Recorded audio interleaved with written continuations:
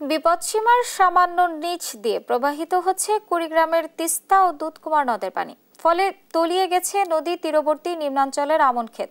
এ বিষয়ে বিস্তারিত জানাতে সরাসরি যুক্ত হচ্ছেন সহকর্মী জুয়েল রানা।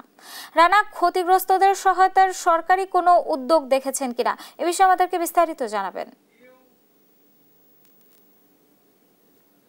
পার্বণ, কুড়িগ্রামের সবগুলো নদ নদীর পানি কিন্তু আসলে বৃদ্ধি পাচ্ছে। এর মধ্যে দুধকুমার নদের পানি বিপদসীমার 9 সেন্টিমিটার এবং তিস্তা নদীর পানি বিপদসীমার 15 সেন্টিমিটার নিচ দিয়ে আসলে প্রবাহিত হচ্ছে। এই পানি বৃদ্ধির ফলে নদী তীরবর্তী এলাকার যে নিম্নাঞ্চল রয়েছে সেই নিম্নাঞ্চলের যে মৌসুমি ফসল এবং আমন ক্ষেত সেগুলো কিন্তু আসলে তলিয়ে গেছে, যার ফলে কৃষক যারা রয়েছে তারা কিন্তু অনেকটা দুশ্চিন্তায় পড়েছেন। তারা বলছেন যে তারা কিছুদিন আগেই কিন্তু এই আমন ক্ষেত করেছে এবং সে সময় কিন্তু আসলে বৃষ্টি ছিল না, তারা কিন্তু সেচ দিয়ে আমন আবাদ করেছে, যার ফলে তাদের কিন্তু অতিরিক্ত আসলে খরচ বেড়ে গিয়েছিল এই আমন আবাদে।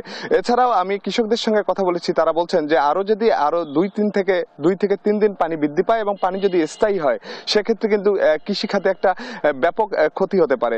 এ বিষয়ে আমি স্থানীয় যে পানি উন্নয়ন বোর্ড রয়েছে, আমি পানি উন্নয়ন বোর্ডের সঙ্গে কথা বলেছি। পানি উন্নয়ন বোর্ড বলছে যে আগামী আরো 2 দিন কুড়িগ্রামের যে নদ নদীর পানি সেটি কিন্তু বৃদ্ধি পাবে এবং তারা বলছেন যে দুধকুমার এবং তিস্তা নদীর পানি কিন্তু বিপদসীমা অতিক্রম করার সম্ভাবনা রয়েছে।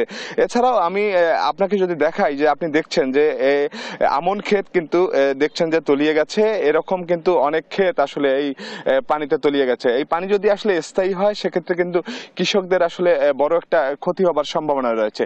এছাড়াও আমি এ বিষয়ে আবহাওয়া অফিসের সঙ্গে কথা বলেছি। আবহাওয়া অফিস বলছেন যে আগামী আরো 17 তারিখ পর্যন্ত কিন্তু বৃষ্টি হবার সম্ভাবনা রয়েছে।